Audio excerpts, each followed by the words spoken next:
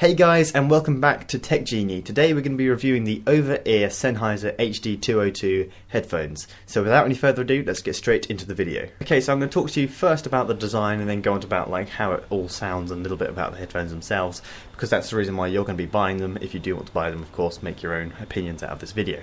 So the first thing I want to mention is the adjustability of the headphones and how they feel on the head.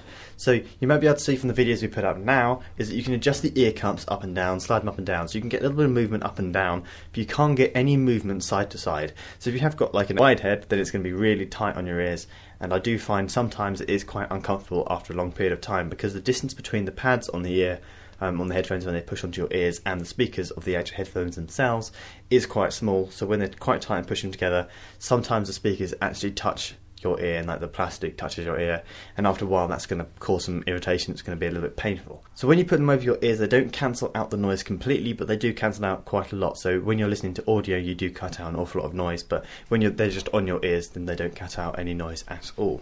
Okay, so the headphones that we've got in this video are the studio headphones, and you'll see that by the 3-meter long wire, which is great if you're in a studio or if you've got your iPad over there or your phone a little bit away. You can kind of walk around a little bit. They do kind of feel like Bluetooth headphones in a way because you can walk a little bit away from your computer. So if you are in a studio or in an office and you're on like one of those spinny chairs, you can move around a little bit. So they are pretty good for that. But if you are just sitting down on your sofa or sitting down somewhere just looking at some YouTube videos or listening to music, then you do have to kind of coil up the wires and get them out of the way. So these headphones, because they do have a 3-meter long studio wire, they do come with a cable organizer, so you can just kind of wrap it up, but it is really thick and clunky and it does kind of get in the way. But I suppose it's some kind of consideration that they have included that into the box. Okay, so talking about the material of the headphones, they are fully 100% plastic. There's no metal involved, no fancy kind of things. They are quite cheap. I think they're about £25 if you get them straight out of the box. So these headphones here, as you can probably see on the top, it's kind of a cheap plastic. There's no leather involved,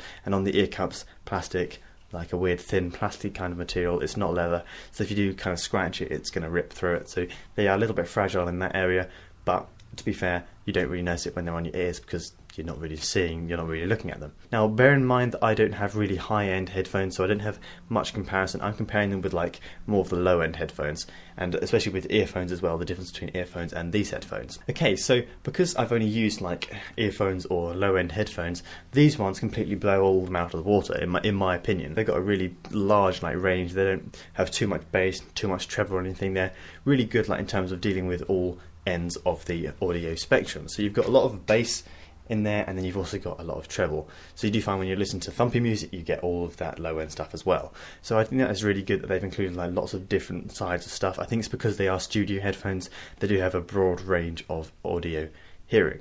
Okay, so then the last thing I want to talk about, because now I've talked about the audio quality and like the comfortability of the headphones, is the durability. Now I've had these for about 1.5 years, 2 years now, and I've been like dropping them around, throwing them on, well, not deliberately throwing them on the floor, but they have been dropped, they have been bashed around a bit, and I have found literally no problems.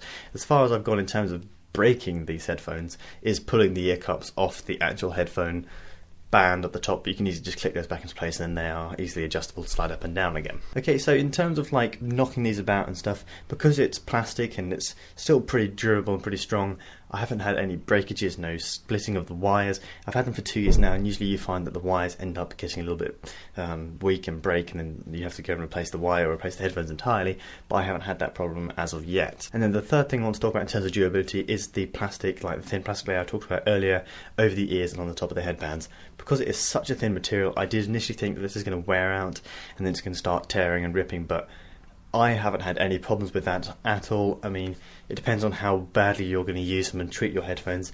I'm not like a stickler for keeping them in boxes and keeping them really nice, but I'm not like throwing them around the place, so I'm kind of in the middle. So if you're kind of like me, then I don't think you're going to have any problems in terms of durability and breaking these headphones.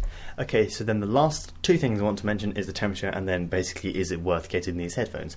So then the temperature, when you've got them in your ears, you do find with a lot of headphones, especially the leather ones, as I said, these ones are kind of a plasticky material, they do get a little bit hot in your ears, and you've got to kind of take one ear off just to kind of cool it down a little bit, and then like swish it all around. But I haven't had no problems with these, but again, I do get a problem with like gets quite uncomfortable, so I do have to kind of alternate one ear, then the other ear, just kind of let the other one relax a little bit because it's been squished up against my face. I would say that's the biggest stickler for me, is the comfortability of these headphones. Okay, so finally, should you buy these headphones? In my personal opinion, yes, if you're willing to spend £25 and just for a cheapy pair of headphones that are really good quality for their price. They've got a long studio lead. You can get them without the long studio lead. For the audio, for the £25, I think they're really good.